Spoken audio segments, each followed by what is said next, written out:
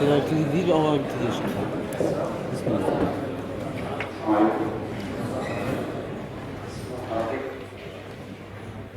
احنا النهارده ان شاء الله هنتكلم على الجزء بتاع الدفع والاتصال.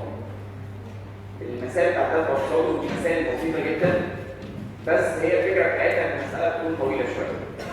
لكن الحل بتاعها والخطوات اللي احنا هنمشي عليها خطوات بسيطه وما فيهاش حاجه جديده عن اللي احنا قلناها قبل كده. في الاول الدفع ده معناه ان احنا عندنا قوه كبيره جدا بتاثر في زمن صغير. القوه الكبيره اللي بتاثر في زمن صغير احنا بنسميها القوه الدفعيه. القوه الدفعيه دي احنا ما بنعرفش ندرسها من قانون نيوتن العادي. قانون نيوتن ما يعرفش يدرس القوه الكبيره اللي بتاثر في زمن صغير. بيعرف يدرس القوه اللي بتاثر في زمن بياخد وقت معقول سنتين 3 4، لكن القوه الكبيره اللي بتحصل في زمن صغير نيوتن ما بيعرفش يدرسها. فعشان نفهمها لازم نروح لقانون تاني اللي هو القانون بتاع الدفع والاتصال. القوه الكبيره اللي في زمن صغير ديت ممكن تحصل لاسباب كتير قوي. يعني مثلا لو الترابيزه زي ديت واحنا ربطناها بحبل كده وانا مره واحده شدت الحبل ده وسايبه كده، ايه اللي هيحصل؟ انا عملت على الترابيزه دي قوه كبيره جدا في زمن صغير قوي. التاثير بتاع القوه الكبيره قوي في الزمن الصغير ده هيغير السرعه بتاعت الترابيزه. كانت سرعتها زيرو قبل ما نشدها، يعني قبل الدفع. بعد ما شدتها اتحركت بسرعه معينه دي او يو اي حاجه. فالتغيير بتاع السرعه ده ناتج من الدفع. القانون اللي بيربط ما بين السرعات وما بين الدفع، يعني ما بين القوه الكبيره في الزمن الصغير، احنا بنسمي القانون دوت قانون الدفع. وممكن يحصل الدفع ده نتيجه التصادف. لو واحد بيلعب تنس والكره بتاعت التنس جايه كده وهو ضربها بالمضرب، فالزمن بتاع الضربه دي الزمن بتاع التلامس ما بين الكره والمضرب ده زمن صغير قوي، بس القوه اللي هو ضرب فيها قوه كبيره. وطالما في قوه كبيره في زمن صغير فده معناه ان حصل دفع. نتيجه الدفع ده غيرت السرعه بتاعت الكوره. الكوره كانت جايه بسرعه رايحه مثلا في الاتجاه الشمال دوت، لما هو ضربها رجعت في اتجاه اليمين، يعني غير اتجاه السرعه وكمان غير المقدار بتاعها.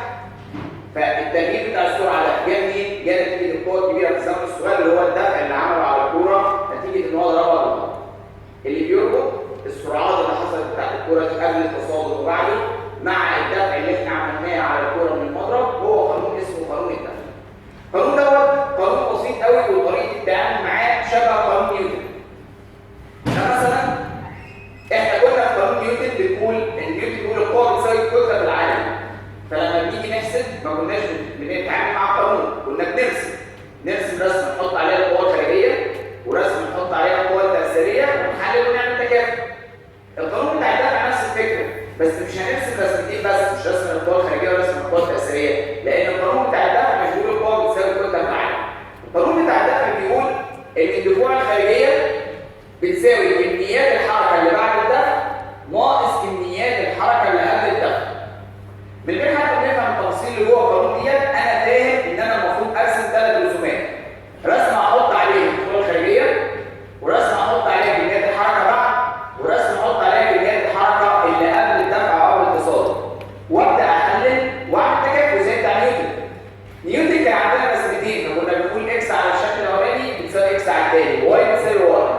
المره دي احنا عندنا 3 رسومات، فهنحلل ونقول اكس بتساوي اكس اللي على الشكل ده ناقص اكس اللي هنا، وواي بتساوي واي ناقص واي. هي دي الفكره الاساسيه بتاعت قانون الدفع. امتى هنلجا للقانون ده؟ لما هو يطلب مني في المساله الدفع اللي بيأثر على المسيط. الدفع اللي بيأثر على المسيط اول ما هو يطلبه هنحتاج ان احنا ندخل نحسب من قانون الدفع، او يكون عطيه في المعطيات لو كان معطيات يعني في المساله كده. طب تعالى كده نشوف الاشكال دي عامله ازاي. اول حاجه الشكل بتاع الدفوع الخارجيه ده زي القوى الخارجيه بالظبط. كل قوه خارجيه ليها دفوع خارجيه. الدفع الوحده بتاعته نيوتن ثانيه. القوه الوحده بتاعتها نيوتن، فده حاجه وده حاجه ثانيه خالص. فالدفع ده احنا عشان نميزه عن القوه هنحط فوقيه العلامه اللي هي زي بتاعت الباور دي. فلو انا عندي قوه اسمها اف دي بنيوتن، الدفع بتاعها احنا هنسميه اف هاد، العلامه اللي عليها بتاعت الباور دي عشان نفرقه بس عن القوه. فالشكل بتاع القوه الخارجيه هو القوه الخارجيه بالظبط، بس احنا هنهمل في الشكل بتاع القوه الخارجيه هنهمل قوتين، مش هنحسب الدفع بتاعه، الوزن والسبرينج. الوزن والسبرينج الدفع بتاعهم بيكون صغير قوي بالنسبه لبقيه الدفوع اللي بتاثر في المساله، احنا ممكن نهملهم عشان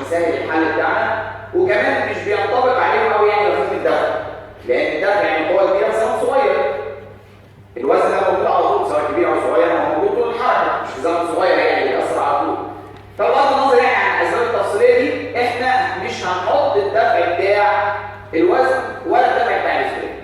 اي قوه خارجيه ثانيه هنحطها ونحط عليها العلامه بتاعتها دي عشان نقول ان هي دفع. في الغالب بتلاقي المساله بتاعتنا ما فيهاش حاجه في الدفوع الخارجيه غير الدفع اللي جاي من رد الفعل اللي هو جاي من التلامس ده.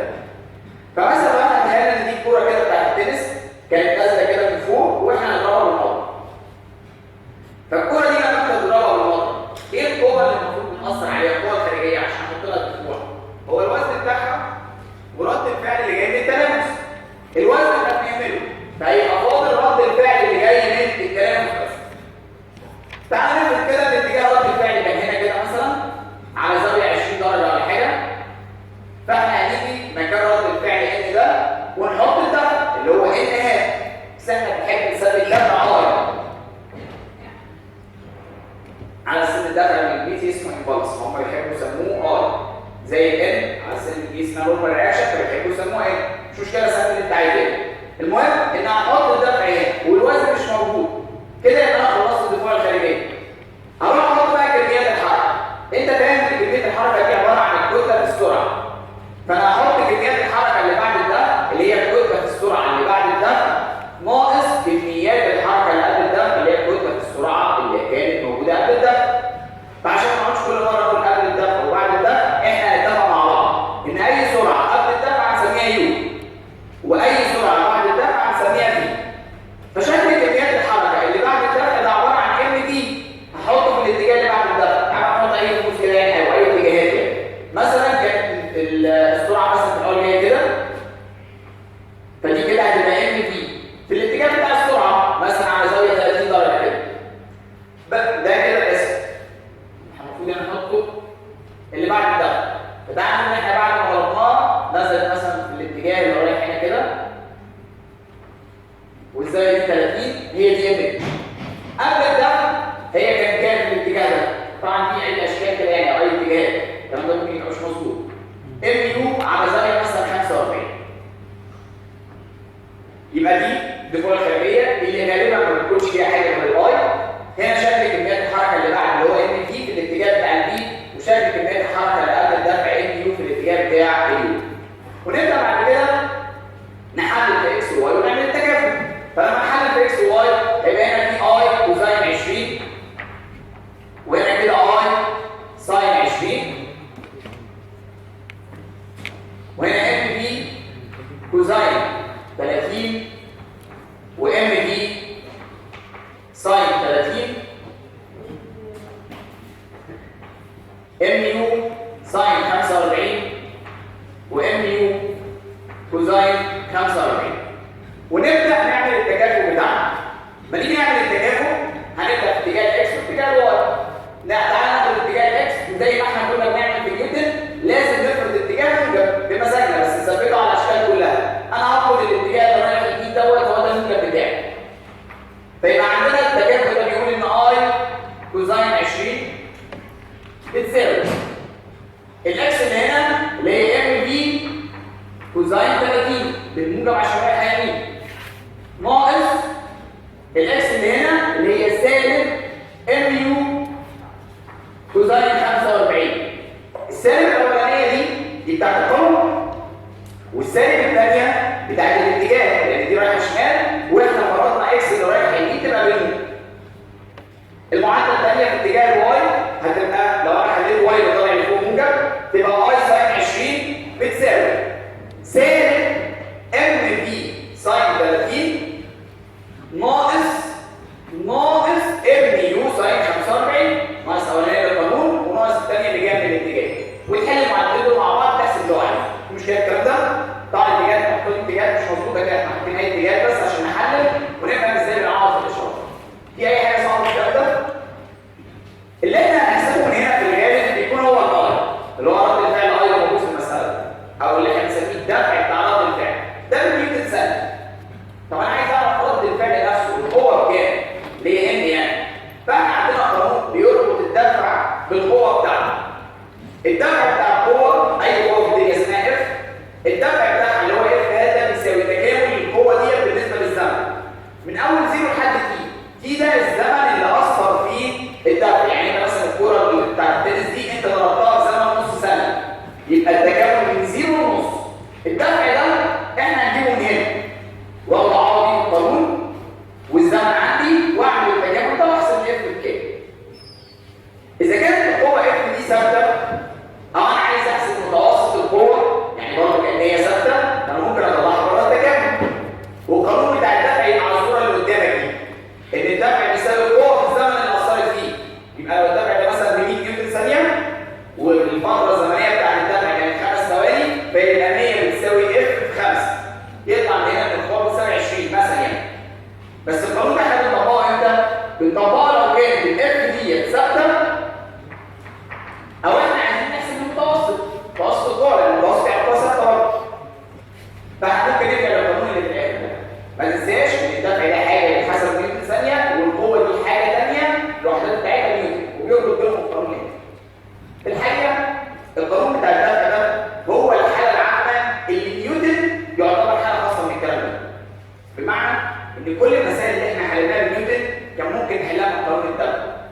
وهتلاقي عندك في السكتش في مساله كده فيها قوه مايله هرسم لك قوه مايله كده على المنحنى او على خط مستقيم معادله ما بين البي والتي نظل الكام تحتيه جايب لك المساحه تحت المنحنى. المساله دي مساله نيوتن عاديه احنا هنحلها بنيوتن بس احنا حاطينها لك في المسائل او في الشيت بتاع الدفع عشان نقول لك قانون الدفع ده انت ينفع تطبقه على اي مساله من مسائل نيوتن اللي فاتت. بس لو انت تطبقه على مسائل نيوتن اللي فاتوا ما تهملش بقى الدفع بتاع الوزن والسبرينج بحطهم معاك. حط القوه بتاع الوزن مثلا اللي هي ام جي وتشوف الزمن بكام وتعوض فيه. بس احنا مش هنعمل كده في الامتحان. احنا في الامتحان مساله دي هنحلها لوحدها وهنلجا للقانون بتاع الدفع لما المساله يكون فيها قوه كبيره بزمن صغير. ليه الكلام دوت؟ لان قانون نيوتن اسهل من ان انت ترسم 3 اشكال وتحل القصه تبقى طويله قوي. ان احنا هنديها بالقوه. انت هنا هتروح تجيب كل قوه تعمل لها التكامل بتاعها عشان تجيب الدفع. فقصه طويله مالهاش لازمه. فاحنا في الامتحان لما يبقى عاطيني قوه كبيره فانا هحل مساله نيوتن عليها. هرجع للدفع ده في المساله اللي فيها قوه كبيره بزمن صغير بس اللي هي مساله الدفع والتصادم. في مشكله كده؟ القانون ده احنا هنلجا له لما هو يبقى عاطيني الاي ديت او طالبها مني في المساله. لو مش عاطيني الاي ولا طالبها انا مش محتاج القانون ده في حاجه في الغالب. امال لو هيبقى المساله فيها ايه؟ هتبقى مساله تصادم مثلا. الكوره بتاعت التنس ديت اللي احنا حددناها وضربناها بالمضرب. لو انا مش طالب منك الكوره بتاعت التنس دي الدفع اللي عليها كان بكام اي او رد الفعل هيبقى بيساوي كام فاحنا مش هنحتاج القانون ده. امال انا ممكن اطلب منك ايه تاني؟ اطلب منك السرعات. اقول لك ان الكوره دي كانت جايه بسرعه مثلا 10 متر على الثانيه لما انا اضربها بالمضرب هترجع بسرعه كام؟ فلو انا طلبت منك السرعات احنا بقى هنروح نحل القوانين بتاعه التصادم. قوانين التصادم لو انت حافظها هتدخل تعوض فيها تعويض مباشر في القانون وهو ده اللي يهمنا دلوقتي في الامتحان. فانا هعرفك الاول احنا ازاي بنعوض في القوانين مش هتعرف تحل في الامتحان وبعدين هقول لك القوانين دي اصلا جت منين عشان تبقى فاهم الدنيا ماشيه ازاي. احنا هنقسم التصادم بتاعنا لنوعين. تصادم ما بين جزئين مع بعض او تصادم ما بين جزئين مع مستوى. يعني اما جزئين خبطوا في بعض يا اما كوره هتتقطع في حته واحده. تصادم الجزئين مع المستوى ده هنقسمه لجزئين. تصادم الجزئين مع مستوى مباشر او غير مباشر. يعني ايه بقى مباشر او غير مباشر؟ احنا عندنا في المسائل بتاع التصادم خط او اتجاه مهم جدا احنا بنسميه خط التصادم. ايه هو خط التصادم؟ الخط اللي المفروض بيأثر فيه رد الفعل ان او الدفع بتاعه ار. يعني هنا مثلا ده كده اسمه خط التصادم. ليه؟ لان اي او رد الفعل ان بيأثر في الاتجاه ده. فلو انا عندي كوره هدفتها كده على حيطه زي دي المفروض رد الفعل ان شكله ايه؟ عمودي على السطح اللي هو الخط اللي بيتأثر ده كده. فهو ده اللي احنا هنسميه خط التصادم. الاتجاه ده مهم جدا لان الاتجاه ده بيفرق معايا المسائل كلها عن بعضها. انا لما اخبط كوره في الحيطه فانا عندي احتمالين. يا اما تكون السرعه بتاعت الكوره في الاول في اتجاه خط التصادم يعني انا حدفت الكوره عمودي كده على السبوره زي الحاله دي ضربتها بسرعه يوم خبطه كده على الحيطه في اتجاه خط التصادم فهترجع في نفس الاتجاه ده كده احنا بنسميه تصادم مباشر. يعني السرعات في اتجاه خط التصادم. وممكن اخد الكره دي بسرعه مايله كده على خط التصادم بزاويه الفا فهترد بزاويه بيتا. السرعه اللي انا بحكي بيها او السرعات اللي في المساله دي مايله على خط التصادم فده احنا بنسميه تصادم غير مباشر. خط التصادم الخط اللي هو فيه رد الفعل. مهم قوي الكلام ده في الحسابات. مهم جدا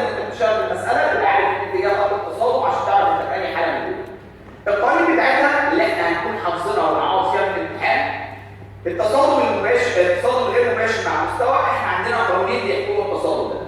ان دي ساين بيتا بتساوي يو ساين الفا، ودي كوزاين بيتا بتساوي اي يو كوزاين الفا.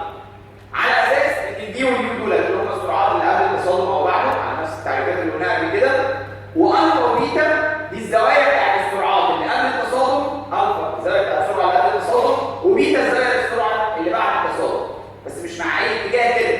دي الفا دي ما بين اليو وخط التصادم، وبيتا ما بين البي وخط التصادم. احنا على طول في المساله بتاعت التصادم بنقيس الزوايا كلها مع اتجاه خط التصادم، زي ما احنا طول عمرنا في كل المسائل اللي بعيده عن التصادم بنقيس الزوايا مع محور اكس الموجب. فيبقى الفا ديت مع خط التصادم، خط التصادم بقى ممكن يبقى اكس زي ديت، ممكن يبقى مايل زي ده، ممكن يبقى واي، يبقى اي اتجاه. احنا بنقيس تصادم الزوايا مع الاتجاه بتاع خط التصادم. ما تنساش بقى ان الفا ديت حاجه، والفا اللي كانت في مساله المعادلات دي حاجه ثانيه، والفا اللي كانت في الكارديزيه بتاعت زاويه العجله دي حاجه ثانيه. فانت ما تخش في الامتحان لازم تبقى عارف كل زاويه احنا قاصدين بيها ايه. الفا بتاعت المعطوفات كنا بنقيسها من اكس الموجب لحد اليو عكس الساعه. الفا اللي هنا ما بين اليو وما بين الاتجاه بتاع خط التصادم. الفا بتاعت العجله كانت اتجاه العجله مع اكس. طب لو كان التصادم دوت في الاتجاه بتاع خط السرعات في اتجاه خط التصادم، يعني تصادم مباشر، كل اللي هيحصل في المساله ان الفا وبيتا هيبقوا بزيرو. لو عوضت حتى في القانون دي عن الفا وبيتا بزيرو، هيبقى اللي بيحكم التصادم المباشر قانون واحد بس، ان البي بتساوي اي كيو، على اساس ان البي دي السرعه اللي بعد، ويو السرعه اللي قبل التصادم. ايه بقى الاي ديت؟ الاي اللي احنا بنسميها معامل الارتداد. ايه اللي هي معامل الارتداد ديت؟ بتعبر عن شكل التصادم هيبقى عامل ازاي، عن السرعات، علاقه ما بين السرعات اللي قبل التصادم وبعد. ايه ديت ليها قيم كده من اول زيرو لحد واحد. يهمني جدا انك تكون فاهم ان لو ايه زيرو احنا بنسمي التصادم ده تصادم عديم المرونه. لان هو ممكن يجي في الامتحان يقول لك ان حصل تصادم عديم المرونه كذا كذا كذا، هو كده عطلك نقطه في المساله ان ايه بتساوي زيرو، لازم تعرف تطلعها. لو ايه بتساوي واحد فاحنا هنسمي التصادم دوت تصادم تام المرونه، وممكن يقول لك ان حصل تصادم تام المرونه فانت بنفسك هتفهم ان ايه بتساوي واحد. ايه بقى في المسافه اللي ما بينهم ديت او في الفتره اللي ما بينهم من 0 ل 1 بنسميه تصادم مرن. مرن ده حاجه، تام المرونه دي حاجه ثانيه. مرن ما نعرفش هو بكام، ب 2 من 10 3 7 من 10 9 من 10 ما اعرفش، لكن تام المرونه يعني ايه واحد، عديم المرونه يعني ايه زيرو. دي حاجه بتعبر عن شكل التصادم. فمثلا بلاش كده، لو انت تخيل كان احنا عندنا كورتين العيال الصغيرين الاولين والناس دول، فلو جبت الكورتين دول وخبطتهم في بعض وبعدتهم تاني كده، ايه اللي هيحصل؟ الكورتين دول هيتنططوا شويه كده، الابعاد بتاعتهم والشكل بتاعهم هيتغير، وبعد ما يرجعوا كل كره فيهم هترجع للوضع الطبيعي بتاعها. لو بعد التصادم كل جسم راجع للوضع الطبيعي بتاعه، احنا بنسمي ايه ديت واحد، ونقول ان التصادم دوت تصادم تام المرونه. زي مثلا لو في مثلا حادثه كده لا قدر الله حصلت في الطريق، فلو العربيات كانت السرعه بتاعتها بطيئه قوي، مثلا الدنيا زحمه والدنيا كلها واقفه، فعربيه ريحت على العربيه اللي قدامها، فكل اللي هيحصل ايه؟ ان بعد التصادم بعد ما هيبعدوا عن العربيه كده حصل تصادم، العربيه دي الاولانيه والثانيه مش هيبان فيهم اثر التصادم ده، كل عربيه ترجع نفس الشكل بتاعها ويمشوا. لو انت شفت عربيه بعدها بشويه مش هتعرف هي كانت خبطه قبل كده ولا لا، لان راجع للوضع الطبيعي بتاعها. هنا بنسميه ايد واحد ونقول التصادم ده تم المرونه. لو كانت الخطوه دي اجمل شويه، فبعد التصادم تلاقي العربيه دي عندها خطه في الباب، العربيه دي عندها خطه في الاكسدام، يعني بعد التصادم ما رجعوش للوضع الطبيعي بتاعها، دي عندها خطه ودي عندها خطه، بس كل عربيه مشت لوحدها. ده احنا بنسميه تصادم مرن، دي بتاعته من 0 لحد 1. لو كانت حادثه اكتر من كده شويه، العربيتين خبطوا في بعض وما سابوش بعض بقى بعد التصادم، حركوا بعد التصادم كانهم هما جسم واحد، فاحنا هنسمي التصادم ده تصادم عديم المرونه. ايه بتاعته في مشكله الكلام ده؟ طبعا الاي دي ليها تاثيرات بقى على ضغط الحركه، كل ما الايد تكبر كل ما ضغط الحركه ده بيقل، كل ما الايد تقل توصل تقرب من الزيرو، يعني كل ما ضغط الحركه نتيجه التصادم دوت بيكون كبير قوي. دي كده قيم ايه؟ قيم. فاحنا هنخش نعوض القوانين. القوانين بتاعت التصادم بتزيد مع المستوى دي كلها قوانين قياسيه. يعني ايه قوانين قياسيه؟ يعني هنعوض السرعات كلها بالموجب. مش اي حاجه هنحطها بالسالب، اي سرعه في المساله هنعوض عنها بالموجب.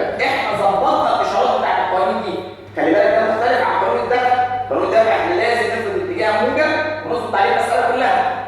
لكن القوانين بتاعه التصادم بتاعه قوسين مع مستوى دي قوانين قياسيه، انا هعوض عن كل حاجه بالموجب.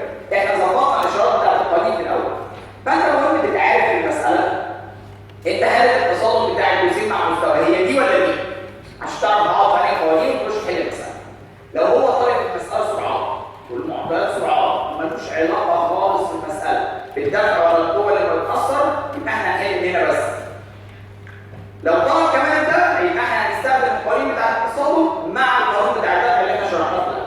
تاخد الكره اللي خبطت دي لوحدها وتحط عليها قانون الدفع، تحط لها اي بقى في اتجاه محور اكس مثلا هنا عشان ده الاتجاه اللي فيه رد الفعل، وام دي وام يو وتحلل وتعمل التكامل وتعمل كل حاجه كده.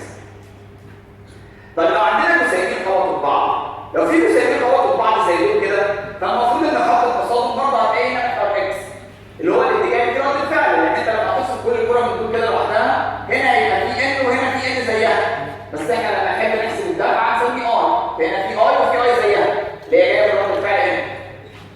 الاتجاه اللي فيه ان او الاي ده احنا بنسميه الاتجاه بتاع خط التصادم. لو السرعات كانت في اتجاه خط التصادم احنا هنسمي التصادم ده تصادم جسيمين مباشر، يعني الجسيمين ماشيين كده قصاد بعض خبطوا بعض.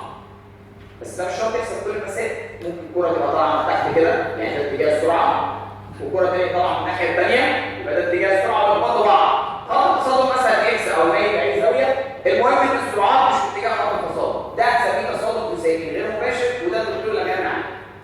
يبقى احنا كل ما نشوف جسيمين بيخبطوا في بعض احنا ما عندناش غير نوعين، النوع بتاع تصادم جسيمين مباشر. بيحكموا القانونين اللي قدامنا. القانون الاولاني بيقول ثبات كميه الحركه، يعني ايه ثبات كميه الحركه؟ يعني كميات الحركه اللي قبل الدفع او قبل التصادم بتساوي كميات الحركه اللي بعد الدفع.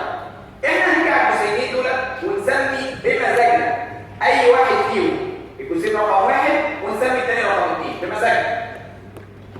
فيبقى انا عندي سرعات كده بقت كتيره قوي، لان الجسيم ده ليه سرعه قبل التصادم اسمها يو 1 وده ليه سرعه قبل التصادم اسمها يو 2. يو 2 يعني قبل التصادم بتاع الجسيم الثاني، يو 1 يعني قبل التصادم بتاع الجسيم الاولاني، وده ليه بعد التصادم في 1 وده ليه بعد التصادم في 2. هنيجي نحط السرعات دي في اتجاهاتها كده ونبدا نطبق قانون بتاع ثبات كميه الحركه. ثبات كميه الحركه يعني كميه الحركه اللي قبل بتساوي كميات الحركه اللي بعد التصادم. كميات الحركه اللي هي كتله السرعه، بس احنا عندنا جسيمين هتبقى كميات الحركه اللي قبل هي ام 1 يو 1 زي الام 2 يو 2، كميات الحركه اللي قبل بتاع الجسيمين على بعض بتساوي كميات الحركه اللي بعد اللي هي ام 1 يو 1 زي الام 2 يو 2. في مشكله في الكلام ده؟ القانون الثاني اللي هو فيه اي قانون فيه ده احنا بنسميها قاعده نيوتن التجريبيه. نيوتن قعد يعمل شويه تجارب كده لحد ما حسب طلع القانون بتاعه بتاع الايده اللي بيربط السرعات ببعضها. فالقانون الثاني بيربط السرعات ببعضها بيقول ان في 2 ناقص في 1 بتساوي ناقص اي يو 2 ناقص يو 1. كل الترمات الموجوده احنا عارفينها، يعني مش اي رمز هنا احنا مش فاهمين هو ايه، سرعات وجهات وهي نفس التعريفات اللي فاتت بالظبط. بس القانون ده قانون اتجاهي. يعني ايه قانون اتجاهي؟ يعني لازم تفرض اتجاه موجب للسرعات وتحطها هنا، عشان كده حطيت لك على السرعات كلها العلامات بتاعت الاتجاهات دي. لازم تفرض اتجاه موجب للسرعه وتثبت عليه الحل. بمزاجك في الاتجاه ده، انا هفرض مثلا ان الاتجاه اللي رايح يجيب في السرعه ده هو ده الاتجاه الموجب. فالكلام ده هيتبقى عليه ان لما اجي اعوض في المساله يو 1 دي هعوض عنها بالموجب، لكن يو 2 هعوض عنها المساله بالسالب، ودي كده يو 1 هنعوض عنها بالموجب. في 1 هنعوض عنها بالسالب، فلو كانت هي ب5 انا هكتبها سالب 5 ويبقى سالب بسالب بموجب. في 2 احنا في المساله كنا عارفين في المعطيات مثلا ان يو 1 في الاتجاه ده ويو 2 في الاتجاه ده ويو 1 في الاتجاه اللي رايح فيه. بعد التصادم هو طلب مني احسب سرعه الجسيم الثاني بعد التصادم اللي هي اسمها في 2. في 2 ديت اتجاهها رايح فين؟ انا ما اعرفش. لو كنتين خبطوا بعض ده مش معناه ان لازم بعد التصادم كل الكره ترجع عكس الثانيه، مش حاجه تقول الكلام ده.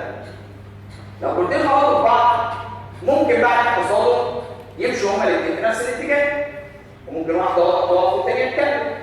الناس اللي بتلعب رياضه الحكايه دي مشهوره عندها قوي. ممكن واحد لو ملوش هوا في الجيار يعني وعايز يضرب كوره كده يوقعها في البوكت، فممكن يلعب الكوره الوايت ديت يقوم موقع واحده في البوكت عشان هو مش لعيب، الوايت دي تمشي وراه وطبعا هي كمان في البوكت.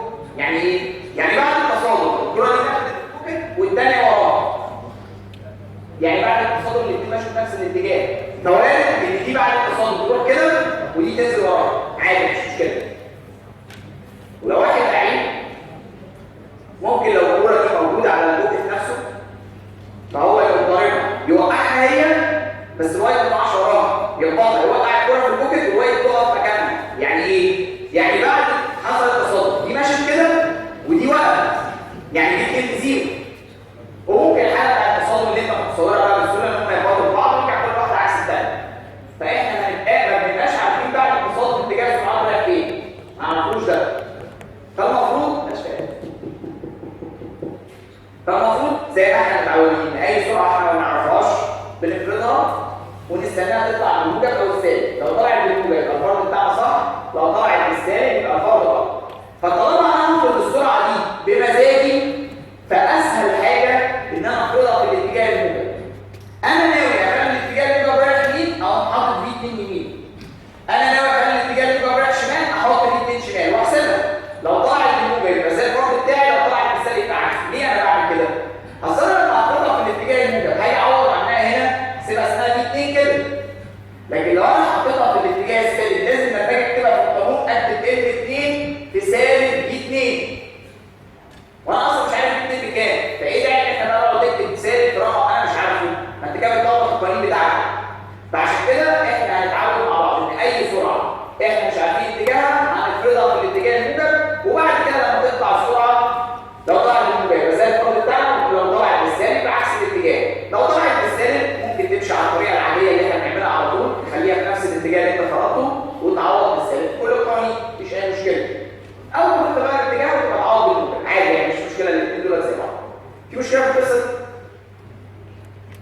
برضه نفس اللي قلناه في التصادم مع المستوى، واحنا هنا في القوانين دي لو انا كل المعطيات والمطالب عباره عن سرعات بس انا هحل مساله التصادم بجسيمين من هنا.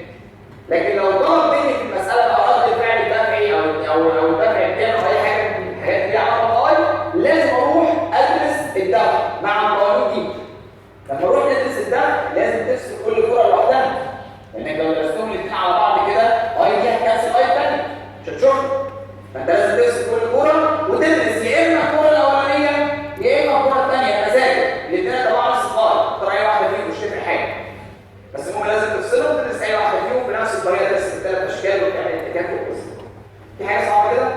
القوانين دي بقى جت منين بسرعه؟ القوانين اللي جت دي اسمها قاعده نيوتن التجريبيه. نيوتن قاعد يعمل شويه تجارب كده، يضرب الكوره بسرعه معينه ويشوف السرعات اللي بعد التصادم شكلها ايه، وقعد يعمل التجارب دي لحد ما وصل للقانون اللي بيربط السرعات اللي قبل التصادم بالسرعات اللي بعدها اللي هي قاعده نيوتن التجريبيه.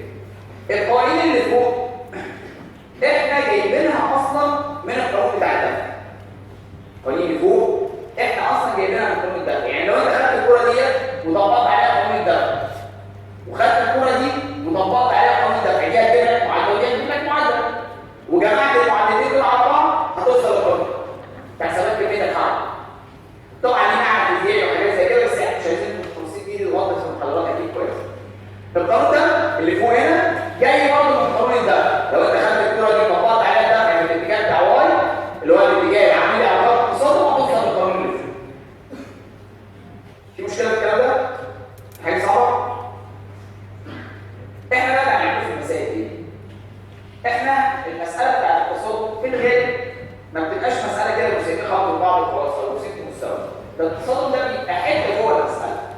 يعني انا مثلا حلقت الكوره من هنا كده لحد ما اخبط في الحيطه هناك، هي ماشيه من هنا لحد الحيطه لحد المنفوذات، وبعدين هتخبط في الحيطه وترد. فانا هاخد المنفوذات دي ادرسها واحسب منها ام اكس دوت واي دوت كده، واحسب السرعه بتاعت الكوره عند الحيطه. السرعه بتاعت الكوره عند الحيطه دي السرعه اللي قبل التصادم يو، واجيب الاتجاه بتاعها عشان اعرف هو التصادم بيصير مع مستوى مباشر ولا غير مباشر، والزاويه دي اعرف احسب منها الفا اللي هي الزاويه بتاعت التصادم، زاويه السرعه اللي قبل التصادم. هتخبط في الحيطه وتقع على الارض، فهاخد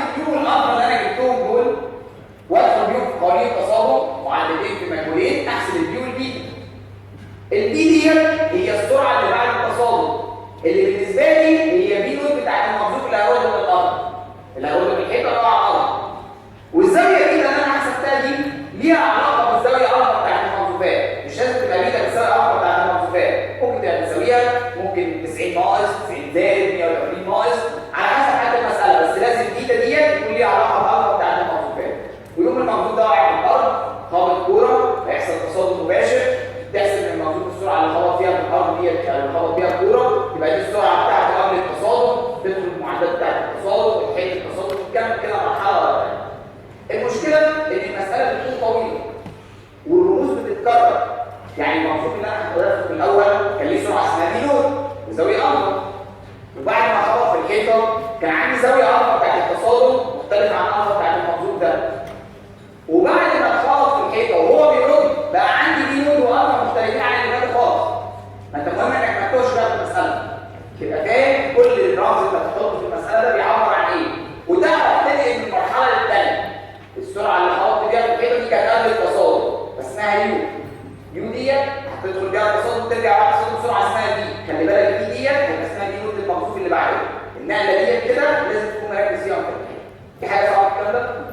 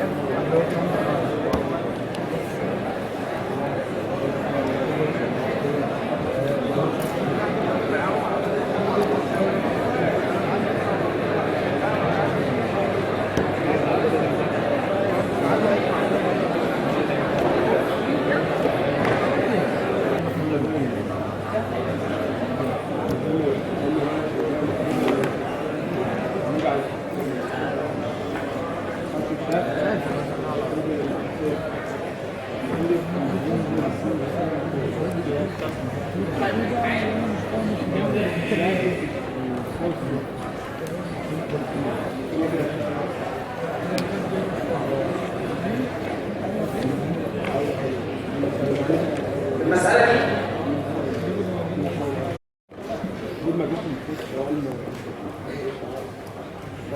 عندنا كوره في الداتا 6 من 10 كيلو جرام، هنسيبها كده على ارتفاع 1.5 متر، فالكوره دي احنا كده سيبناها من السكون، فالسرعه اللي فوق كانت بزيرو، هتبدا تقع وتخبط في الارض ويحصل تصادم وترد تاني لفوق، هترد لفوق كده لحد ارتفاع معين وبعدين ترجع تاني، اقصى ارتفاع التصادم ده اسمه واي ماكسيمم. احنا طالبين منك المساله بقى تحسب لنا السرعه بتاعت الكوره دي اللي خبطت بيها في الارض، يعني سرعتها قبل التصادم يعني اسمها يو، وطالبين منك تحسب السرعه بتاعت امتداد الكوره مع الارض اللي هي السرعه اللي بعد التصادم، وعايزينك تحسب اقصى ارتفاع واي ماكسيمم، وعايزينك تحسب الفقد في طاقه الحركه. المطالب دي كلها انا طلبت منك حاجه ليها علاقه برد الفعل او الدفع، فالمطالب دي كلها تتحل بقوانين التصادم بس، مش محتاج قانون دفع حاجه. جه بعد كده طلب مني بقى في المساله عايز يحسب رد الفعل الدفعي بوحدات نيوتن ثانيه، يعني عايز الدفع اي بيساوي كام؟ لو عايزه بالنيوتن يبقى عايز القوه نفسها ولازم يديني الزمن بتاعها، لو عايزه بالنيوتن ثانيه يبقى هو عايز الدفع. المطلوب الاخير ده بس هو اللي هيخليني اضطر ان انا اروح احل القوانين بتاعي. الجزء ده بدا من هنا بسرعه زيرو، يبقى سرعته قبل التصادم يو بتساوي كام؟ مش زيرو، هي دي قبل التصادم بزيرو ودي قبل التصادم بواحد ودي باثنين ودي بثلاثه، كل ده قبل التصادم. احنا قصدنا السرعه اللي قبل التصادم سرعتها تتواصل عند الارض قبل التصادم مباشره، وسرعته بعد التصادم دي هي السرعه اللي بعد التصادم مباشره. فالمساله دي فيها في الجزء الاول فيها شويه تفاصيل مالهاش علاقه بالتصادم، انا عشان احسب السرعه بتاعت ده شغل الطاقه، فاحنا هنطبق شغل الطاقه من اول نقطه هي تعالى نسميها مثلا نقطه واحد، هيخبط في الارض عند نقطه 2 ويرد كده لحد نقطه 3. فانا عشان احسب السرعه بتاعت عند نقطه 2 دي هنطبق شغل الطاقه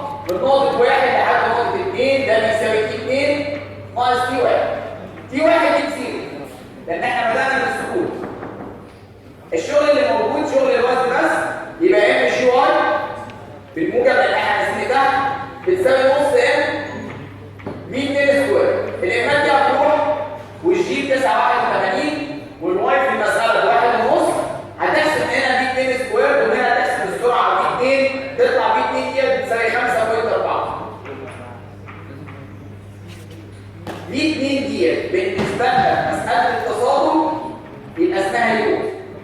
النقله دي انك تنقل من في 2 تسميها يو ولا بي، هي دي مهمه في مسائل التصادم، لان احنا بننقل من مرحله الشغل والطاقه رايحين للتصادم.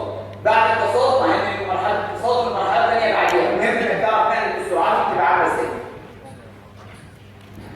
ده التصادم طبعا مسير مع مستوى، فطالما مسير مع مستوى انا لازم اعرف هو التصادم مباشر ولا غير مباشر. بنعرف نعمل ازاي؟ بنحط اتجاه خط التصادم اللي هو الاتجاه اللي فيه رد الفعل ان، ونشوف السرعات في نفس الاتجاه دوت هيبقى تصادم مباشر ولا مايل عليه يبقى تصادم غير مباشر. طبعا اتجاه رد الفعل ان هنا هو الاتجاه بتاع الوايد العمودي. الكره دي بتبقى تحت رد الفعل عمودي على المستوى، عمودي على الارض يعني. فده الاتجاه بتاع رد الفعل والسرعه نازله في نفس الاتجاه، يبقى ده تصادم مباشر. التصادم المباشر بيحكمه قانون واحد بس، ان الفي بتساوي اي في يو. اليو اللي احنا حسبناها 5.42 والاي هو عطواني في المساله 0.81. احسب من هنا قيمه السرعه دي، تطلع البي دي بتساوي 4.39. تطلع السرعه بي تساوي 4.39. هي دي السرعه بتاعت الارتداد اللي بعد التصادم. عايز اجيب اقصى ارتفاع هنطلع له الكوره ده. حركه خط مستقيم كده انا عايز اجيب اقصى ارتفاع. الشرط بتاع اقصى ارتفاع ده ايه؟ ان السرعه عند نقطه 3 اللي فوق ديت تبقى بزيرو. فهطبق شغل طاقه من سرعه نقطه 2 اللي احنا عارفينها اللي هي السرعه اللي بعد التصادم، هي دي هتبقى اسمها بي 2 في المرحله اللي جايه. مع السرعه اللي فوق نحسب المسافه شغل طاقه. فهطبق شغل طاقه من نقطه 2 لحد نقطه 3 دي بتساوي دي 3 ناقص دي 2. خلي بالك ان دي 3 دي بزيرو، لان احنا عشان نوصل لاقصى ارتفاع الحركه خط مستقيم اعلى نقطه دي السرعه بتاعتها بزيرو. الشغل ده بتاع الوزن بالسالب، سالب ام جي واي بتساوي سالب نص ام في 2 سكوير. السرعه في 2 دي هي السرعه بعد التصادم اللي احنا حسبناها قبل كده. السالب دي هتروح مع دي والام مع الام والجي 981 والواي دي هي اقصى ارتفاع واي ماكسيمم اللي احنا بندور عليه في المساله. والبي 2 اللي احنا جبناها 4.39 سكوير. نحسب هنا اقصى ارتفاع اللي هو واي ماكسيمم اللي هو بيدور عليه في المساله. يطلع واي ماكسيمم ده بيساوي 0.983.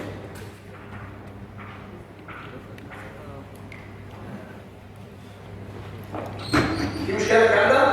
كده احنا لقينا السرعه قبل اللي خبطنا بيها في الارض، سرعه الارتداد اقصى ارتفاع. تعال نجيب بقى التغير في طاقه الحركه او الفقد في طاقه الحركه.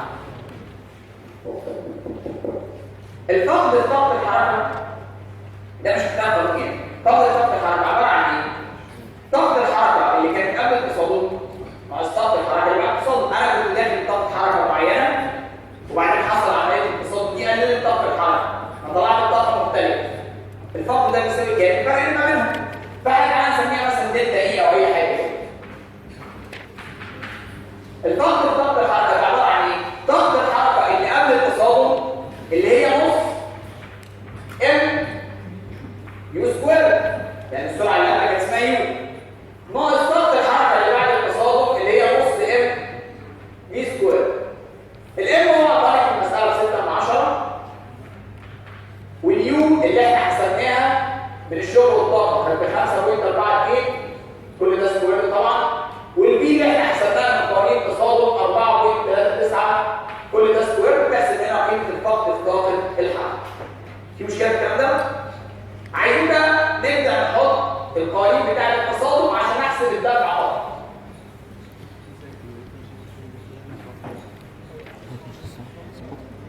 القوانين بتاعه التصادم يبقى هنبدا نرسم 3 اشكال. شكل هنحط عليه القوه الخارجيه بيساوي كميات الحركه بعد ناقص كميات الحركه قبل. هتحتاج بقى الكلام ده.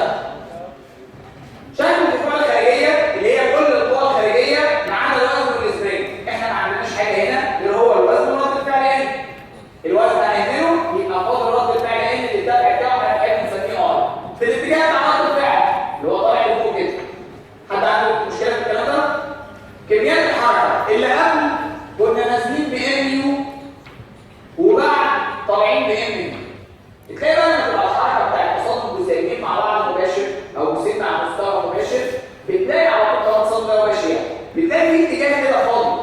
ازاي جزيئين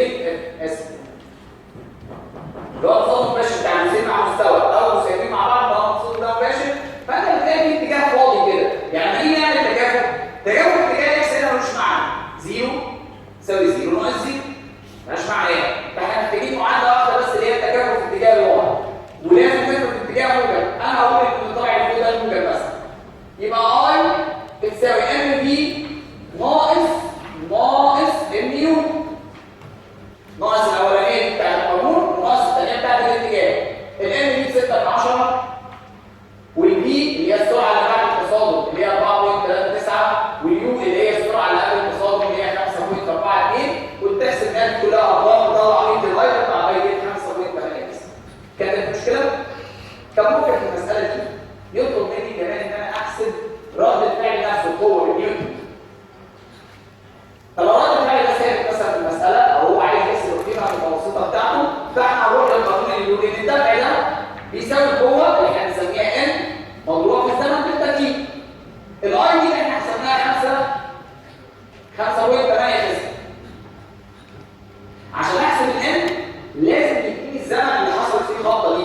ده يقول لي مثلا حصل التصادم ده بزمن مثلا 0.05، هو مخلي الدلتا دي 0.05 واحسب منها ان اللي هنحسبها دي بالنيوتن، لكن اي اللي احنا حسبناها دي بالنيوتن ثانيه. ده دفع ودي قوه. كده الحاجه صعبه. ايه بقى اللي احنا عملناه؟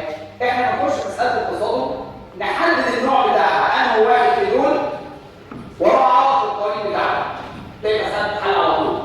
بس خد بالك ان المساله بتاعت التصادم دي في نص المساله، قبلها بقى شغل وطاقه، وبعدين شغل وطاقه، قبلها مكتوبات، قبلها حركه مقيده على حسب المساله. فانت محتاج تربط المراحل دي ببعضها، واول ما تحتاج تحسب الدفع هتقوم راسم قانون الدفع 3 اشكال وتعمل كده. دي حاجه صعبه الكلام ده؟ نعم.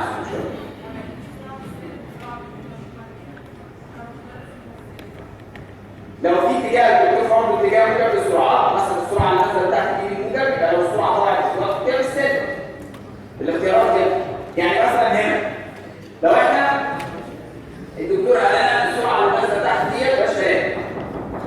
السرعه اللي نازله تحت دي بالموجب.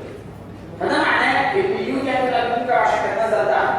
واحسب البي تطلع 4.39، بس هروح اختارها بالسالب لان البي كانت طالعه فوق على حسب الاتجاه الموجب. بس احنا في الغالب ما بنهتمش بالقصه دي. احنا فاهمين الاتجاه عامل ازاي، احنا ده بس مقدار السرعه عشان عامل ازاي.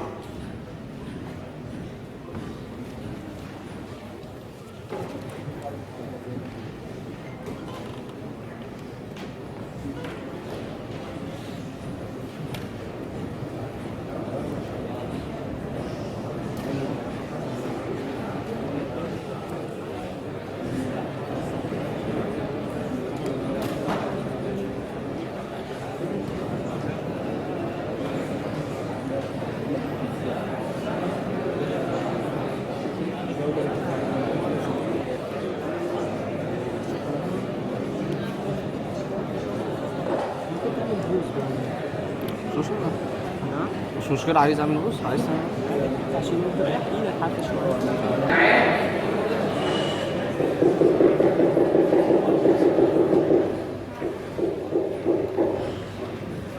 عندنا هنا مثالين، هو مسمي واحد وسيب A ومسمي التاني B. احنا ممكن نسميهم واحد واثنين عشان بس ما نغيرش الرموز اللي احنا حافظينها في القوانين. فمثال ده اسمي اي واحد رقم واحد واسمي التاني اثنين، بس ثبت عليه سرعه. فده مسيب رقم واحد وده اثنين. هو بيقول لي ده ماشي الاول بسرعه 2 متر على الثانيه كده، وده ماشي بسرعه 3. بعد ما خبطوا ده راجع بسرعه 3.1 في الاتجاه ده، وده انا ما اعرفش سرعته بعد التصادم بكام. عايزينك تحسبها. احنا عايزينك تطلع السرعه بتاعت المسيب الثاني اللي هو مسميه دي بعد التصادم. وعايزينك تقول لنا التصادم دوت كان الاي بتاعته بكام؟ عامل الارتداد اي كان بيساوي كام بتاع التصادم. وعايزين نحسب رد الفعل الدفعي اللي في النص هنا كان بكام، وعايزين نحسب النسبه المئويه للطاقه بتاعت الحمل. تقريبا نفس المساله اللي فاتت، بس بدل ما كان عندنا تصادم جزيئي مع مستوى بقى تصادم جزيئي. عشان نشوف بس احنا بنعمل ايه تصادم جزيئي. تصادم جزيئي كل المواضيع دي ما عدا الاي اعرف احلها بالقوانين هناك. دي مساله بسيطه قوي، تعطيني السرعه اللي قبل التصادم على طول واللي بعدها مساله تصادم بس، ولا قبلها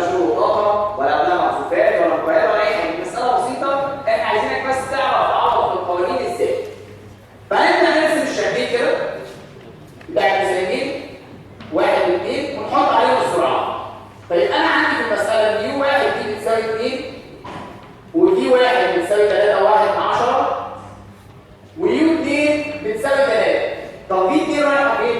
ما نعرفش. طالما ما اعرفش يبقى هفرضها في الاتجاه الموجب. فين الاتجاه الموجب؟ اي اتجاه تختاره. والله انا ناوي مثلا ان انا اخلي ده كده الاتجاه الموجب، او حاطط دي 2 في الاتجاه ده. عايز احط الاتجاه اللي رايح شمال يبقى اخلي دي 2 رايح شمال، مش تفرق حاجه. وفي 2 دي لما تطلع لو طلعت الموجب يبقى زي الفرض اللي احنا حطيناه، لو طلعت بالسالب يبقى عكس الفرض. هنخش نقعد في القوانين بتاعت تصادم الجزيئين مع بعض مباشر. مساله تصادم الجزيئين احنا مش محتاجين نقعد نفكر هي مباشر ولا لا، لان احنا ما عندناش غير مباشر. فاي مساله جزيئيه تيجي في الامتحان لازم تكون تصادم الجزيئين مباشر. عندنا قوانين.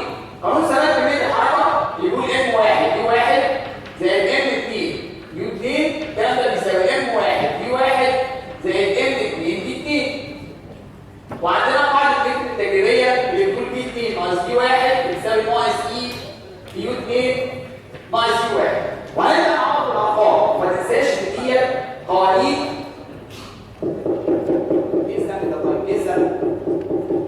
ما تنساش ان دي قوانين اتجاهيه، يعني لازم تثبت اتجاه موجب وتثبت عليه بس. فاحنا فرضنا ده كده بالموجب، فده معناه ان يو 1 هتطلع 2 ويو 2 بسالب 3 وبي 1 بسالب 3.1 وبي 2 هسيبها بالموجب. ليه؟ لان انا فرضتها في الاتجاه الموجب. لو انت قلت الموجب رايح يمين وحطيت بي 2 شمال لازم تشيل كل بي 2 هنا وتكتب مكانها سالب بي 2 عشان ما نعملش التعامله دي. احنا فرضناها في الاتجاه ده. الامات ام 1 دي هو عطانا في مساله بوينت 6.2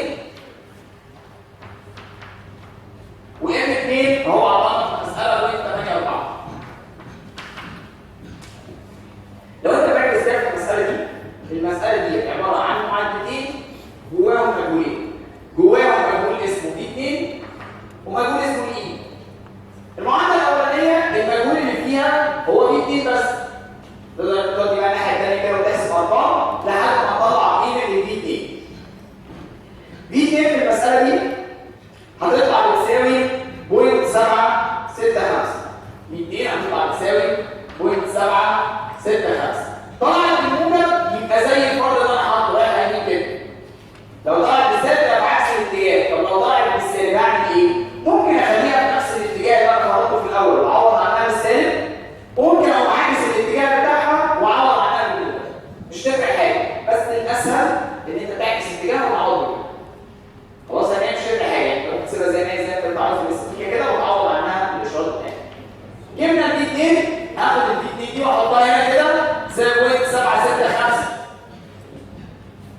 لو كانت طلعت بالسالب كنت انا هحطها هنا بالسالب، لو طلعت بالموجب هحطها بالموجب زي ما هي بالظبط. يبقى 0.765 يبقى المجهول الوحيد هنا هو قيمه الاي. كل حاجه موجوده وتقدر تحسب هنا قيمه الاي اللي في المساله تطلع ايه هنا بتساوي 0.773.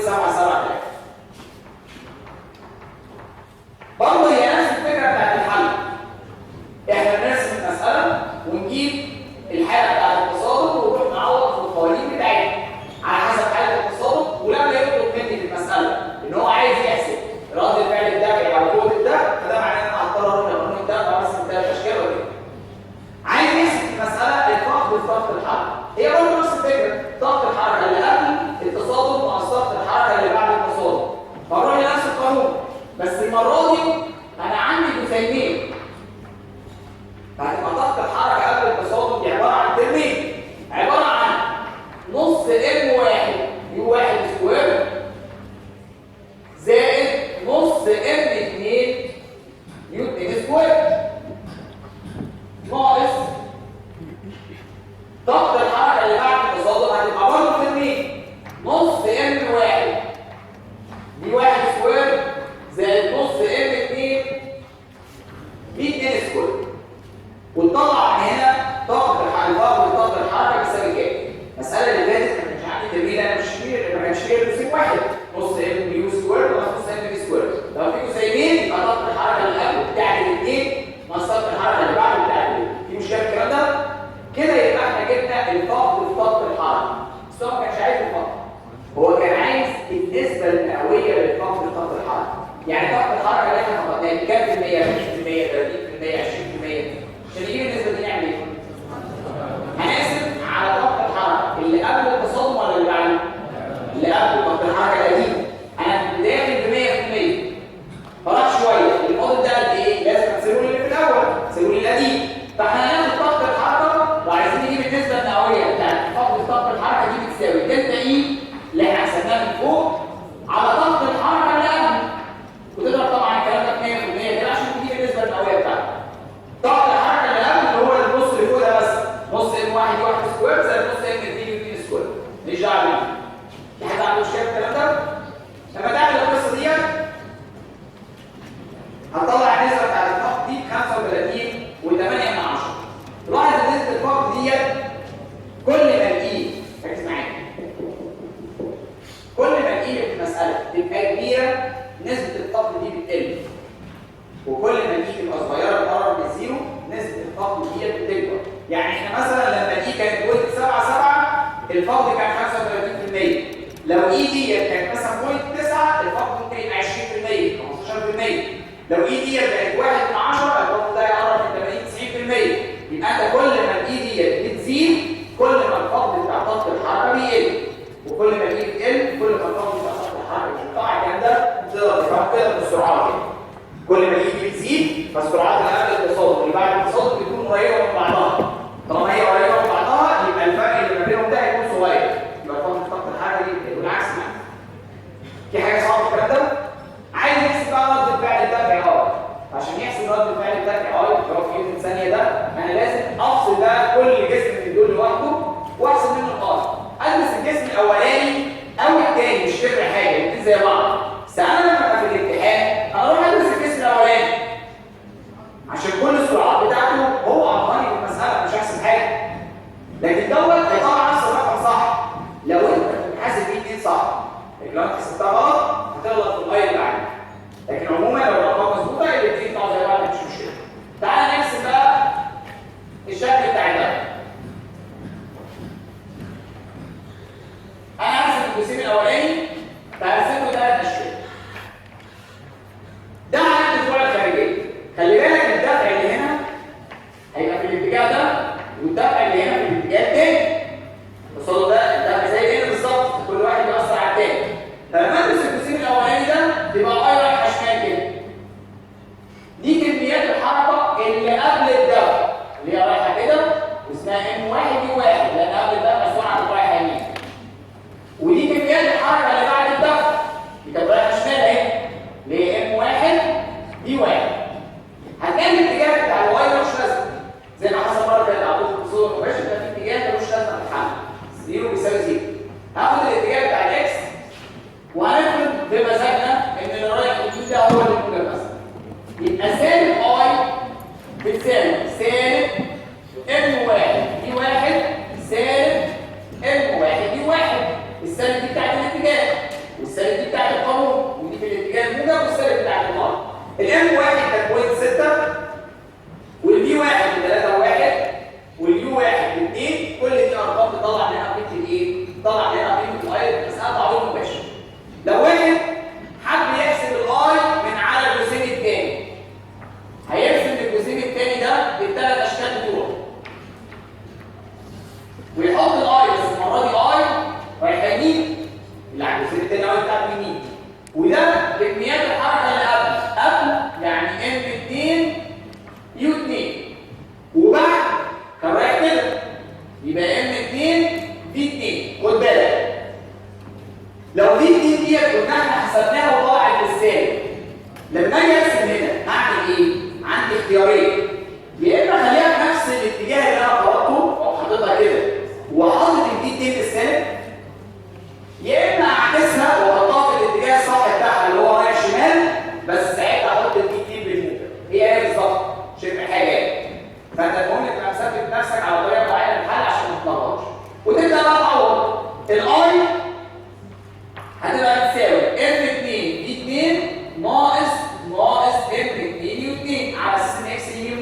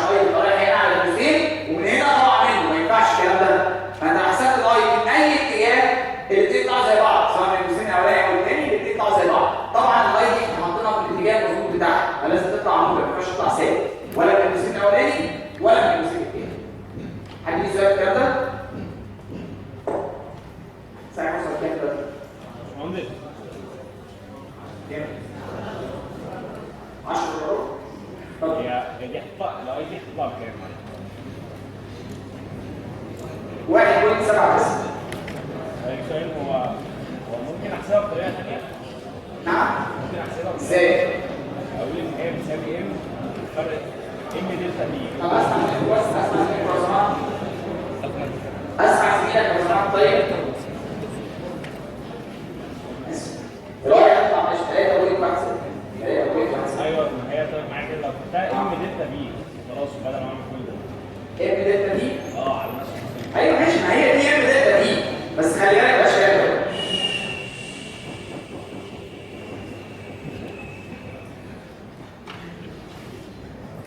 هي بس المشكله ان ام دلتا دي ديت، الدلتا دي ديت بالاتجاهات يعني ولا من غير اتجاهات؟ طيب ما هي ام دلتا دي ديت يعني انت كانك خدت دلتا عامل مشترك وطرحت الجهات بعضها باتجاهات، لكن ما ينفعش تقول ام دلتا دي وتحط الجهات ديت من غير اتجاهات، يعني تكون جروب ما ينفعش. هو انا صح بدل ما اعمل كل ده في الامتحان عشان اختار. ما هو انت كده يعني قرب للناس البصريه شويه. مش بصمجيه بس مع الوقت. هي ام دلتا دي يعني ايه؟ اصل ده كنا واخدين يعني ايه ام دلتا دي؟ اللي هو بتاع القانون بتاع الامبلس اللي هو اف. ليه ايه بتعبر عن ايه ام دلتا دي؟ الفرق بين الجهات الحركه. بس انت لو كان كده عوض بقى زي ما انت عايز. اتفضل. مش سامع. لو الدي ضاعت ازاي بقى؟ الاي لا، الاي مالهاش علاقه بالدي. الاي انا بحطها في اتجاه رد الفعل، هو رد الفعل اللي هنا ده مزينته اللي برضه بعض ينفع يكون في اي اتجاه غير ان هو رايح يمين هنا؟ ما ده ملوش علاقه. ما هو رد الفعل ده من جاي التنافس لما مزينته اللي بيبقوا لابسين بعض كده وتفصلوا، مش في ان كده وهنا الناحيه الثانيه؟ ما هو ده غلط. ما هو ايوه ده فعلان.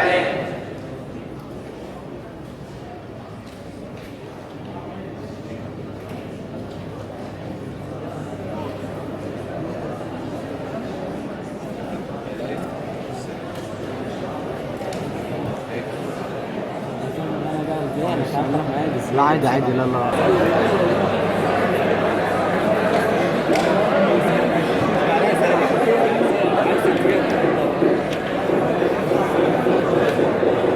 بلاش كلام بصراحه.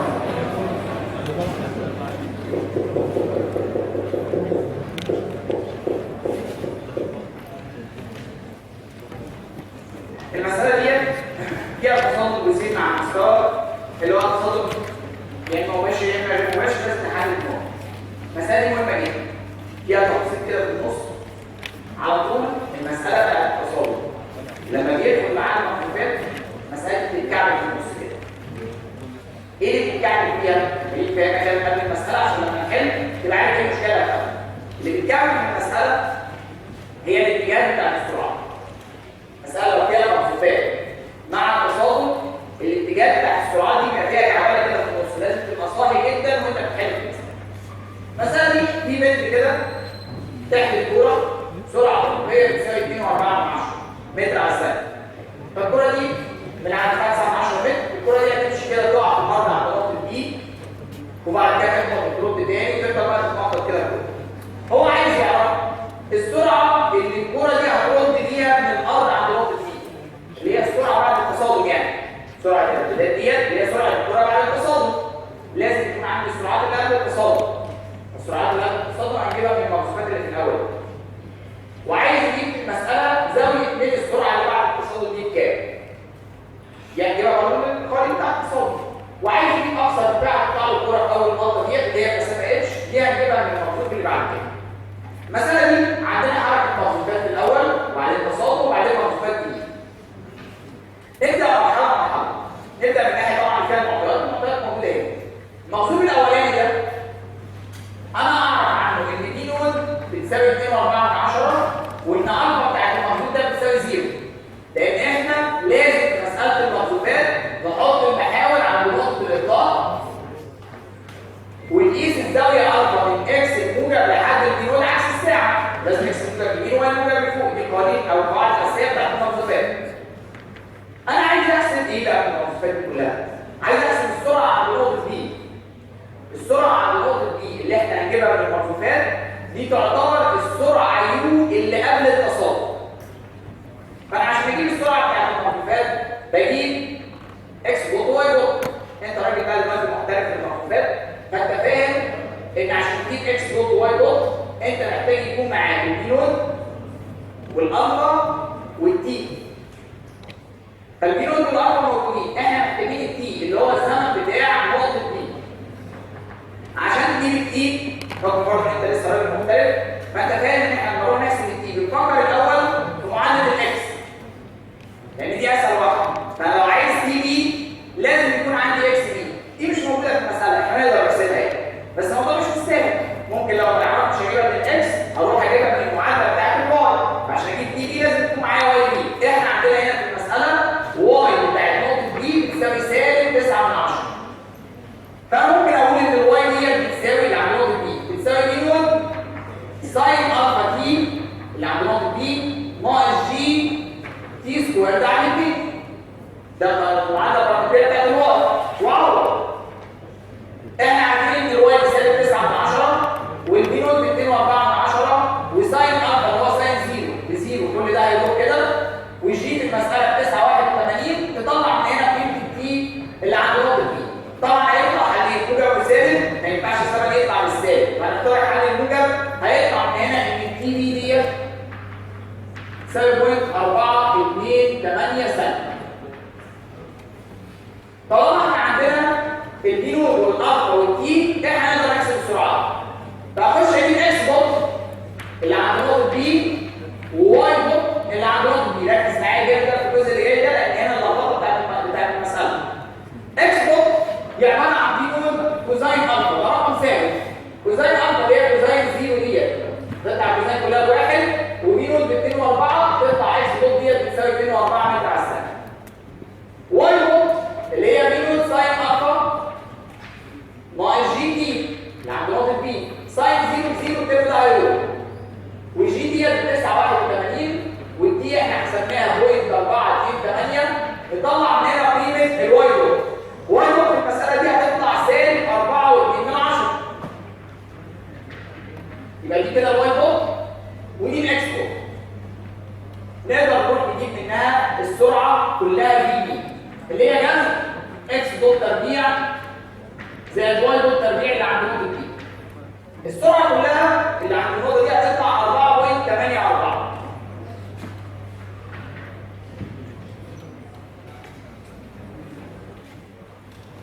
في حد عنده مشكله لحد هنا؟ السرعه اللي احنا حسبناها دي لما ادخل بيها التصادم يبقى اسمها ايه؟ يو. دي السرعه اللي قبل التصادم اللي اسمها يو. التصادم ده بقى تصادم يسير مع المستوى، فلازم احدد هو مباشر ولا غير مباشر. التصادم ده مباشر ولا غير مباشر؟ اشمعنى؟ معرفش، انا معرفش ولا انا ولا انت حد فينا يعرف التصادم مباشر ولا لا. احنا بنعرف القصه دي ازاي؟ مفيهاش كلام. احنا بنشوف السرعه جايه باتجاه خط التصادم ولا لا. انا اعرف ان خط التصادم اللي هو في رد الفعل ان اللي هو الاتجاه ده كده بتاع الواقع. طب السرعه شكلها ايه؟ معرفش. ممكن السرعه تكون نازله على الارض عموديه كده، يعني نازله في اتجاه خط التصادم، فيبقى ساعتها ده التصادم مباشر يتحل من معادله واحده زي اللي فات في اول مساله، البي بتساوي اي كيو. وممكن تكون السرعه نازله بزاويه مايله كده، مفيش حاجه اسمها بقى ان شكل المساله مايله. احنا قلنا قبل كده حكايه شكل المساله دي ما بتكونش شيء غلط، لكن في الهندسه مفيش حاجه اسمها شكلها بيكون مايل، حاجه اسمها معادلات نجيب تحسب الزاويه ونشوف الزاويه دي بكام. فاحنا عشان كده لازم نجيب الزاويه بتاعه السرعه. نجيب زاويه السرعه ان احنا هنقول ان الثيتا بتاعت نقطه بي ديت بتساوي تان انفرس واي دوت على اكس دوت، وتاخد الرقم الموجب واي دوت على اكس دوت، تاخد الرقم الموجب بتاعها وتطلع الزاويه ثيتا. تطلع الثيتا ديت بتساوي في حدود 60 درجه، عشان نسهل الارقام خلي دي تطلع 60. بس خد بالك احنا فاهمين ان هي مش 60، ده احنا لسه هنروح تبقى بالموجب والواي دوت بالسالب، يبقى احنا في الربع الرابع. يعني احنا عايزين 60 اللي في الرابع اللي هي 360 ناقص 60، يعني الزاويه المفروض تطلع بكام؟ ب 300 درجه. يعني ايه بقى 300 درجه؟ يعني النقطه دي السرعه بتاعتها في الربع الرابع، فطالما الزاويه دي ب 60 يبقى السرعه مش نازله عموديه على الايه؟ على المستوى، يعني مش اتجاه خط التصادم. هتبقى السرعه ديت او التصادم ده تصادم جسيمين غير مباشر. مش كده الكلام ده؟ كان ممكن احنا نحسب وتطلع الزاويه دي بدل ما هي 60 تطلع ب 90. ساعتها كان يبقى التصادم ده مباشر، ممكن يحصل عادي جدا، يعني مش مشكله، مش لازم يبقى في موجود تبقى السرعه دي. فانا جبت اليو اللي هي السرعه اللي قبل التصادم. الفا بقى اللي قبل التصادم بكام؟ الزاويه اللي قبل التصادم بكام؟ مش ب 60. ركز بقى معايا. لخبطه بقى في مساله المقصودات في ايه؟ ان الزاويه اللي انت بتحسبها من المقصودات مش لازم تكون هي الزاويه اللي انت هتدخل بيها التصادم. يعني زاويه السرعه دي 60 اللي هي يو. طب والزاويه بتاعت التصادم؟ ما انا عايز زاويه السرعه برضه، بس خلي بالك المحاور ممكن تكون مختلفه. احنا من المعادله دي اللي جبنا منها الثيتا، ده احنا عايزين السرعه مع محور اكس. لكن واحنا عايزين الزاويه بتاعت التصادم، احنا مش عايزين الزاويه مع محور اكس، احنا عايزين الزاويه مع خط التصادم. خط التصادم ممكن يكون اكس وممكن يكون واي وممكن يكون مايل، انا ما اعرفش خط التصادم فين. فانا لازم اشوف الزاويه 60 اللي انا جبتها دي هي دي اللي انا عايزها في التصادم ولا لا. ممكن تكون هي وممكن يكون ليها علاقه بالزاويه، يعني تطلع 90 ناقص 180 ناقص 90 زائد اي حاجه. فاحنا عشان نعمل الكلام ده لازم ترسم. ركز معايا. ده الاتجاه بتاع خط التصادم وهي دي السرعه يو. الزاويه دي اللي احنا حسبناها 60 اللي هي دي. بس الزاويه اللي احنا عايزينها في المساله بتاعت التصادم هي اللي فاضله دي 30 مش 60. مساله ثانيه ممكن تبقى هي 60. المساله ديت طلعت 30. فانت لازم تدرس المساله وتشوف هي الزاويه اللي انت جبتها ديت بالمقصودات هي دي اللي انت عايزها في التصادم ولا لا. خلي بالك لما نحسب بقى بعد التصادم، لما الجسيم يطلع كده بسرعه دي، فانت هتحسب منها الزاويه دي ده دي. المفروض ان بعد التصادم هنتحرك كأن احنا مبسوط. الدي اللي بعد التصادم هي بي نوت بتاعت المقصودات، لكن الفا بتاعت المقصودات مش لازم تبقى هي دي. ممكن تساويها وممكن يبقى ليها علاقه. نجيب العلاقه دي منين؟ من ان انت ترسم السرعات كده وتشوف فين الزاويه اللي انت عايزها في المقصودات وفين الزاويه اللي انت حسبتها من التصادم. الكعبله بتاعت المساله بقى بيبقى فيها مقصودات مع التصادم في الحته دي. ان انت ساعات بتدور كده مع الضغط بتاع الامتحان وتاخد الزاويه ممكن واحد يقول خلاص الدي اللي انا حسبتها ديت بتاعت المقصودات هي دي يو قبل التصادم، والثيتا اللي انا حسبتها هي دي الفا. الكلام ده غلط. هندخل بقى مرحله التصادم وانا اعرف فيها ان اليو هي دي اللي احنا جبناها من هناك اللي هي 4.84 والفا بتساوي 30. الفا دي غير الفا اللي فاتت بتاعت المقصودات، دي حاجه ودي حاجه ثانيه، وغير الفا بتاعت المقصود اللي جاي. فما تقولش انت بتحل في الامتحان. هخش اعرف القوانين دول. انا اعرف ان اليو بتساوي 4.84 واعرف ان الفا 30. وهو قال لي ان التصادم ده ايه بتاعته بتساوي 8/10. يطلع لي من هنا معادلتين، دي ساين بيتا بتساوي رقم وبي كوزاين بيتا بتساوي رقم. بيتحلوا ازاي دول؟ نقسم الاثنين على بعض نجيب التاني ونعمل شيفت تاني، نجيب الزاويه بيتا وبعد كده نرجع نعوض البيتا دي باي معادله علشان نجيب السرعه. لو عملنا الكلام ده هتطلع البيتا تحل لي 35 درجه. الكلام ده لما تخش فيه تصادم تطلع البيتا بتساوي 35 درجه وتطلع السرعه اللي بعد التصادم دي بتساوي 4.13.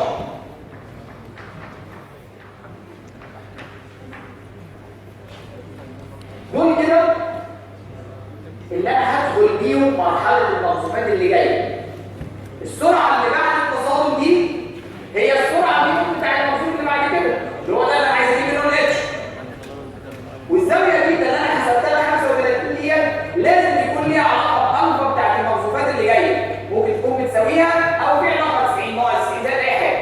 فعشان نعمل الكلام ده لما نيجي ندرس المقصود اللي تحت هنحط المحاور عند نقطه الاطلاق ونقول ان دي كده اسمها بي نود ودي الزاويه الفا اللي احنا بندور عليها في المقصودات الجديده. الزاويه دي اللي احنا حسبناها كانت ما بين السرعه وخط التصادم. يبقى الفا اللي احنا عايزينها في المقصودات مش ال 35، ده احنا عايزين 90 ناقص 35. فندخل مرحله المقصودات الجديده معانا سرعه بي نود بتساوي دي اللي هي 4.13 هي دي نود بتاعت المقصودات الجديده، ومعانا زاويه الفا بتساوي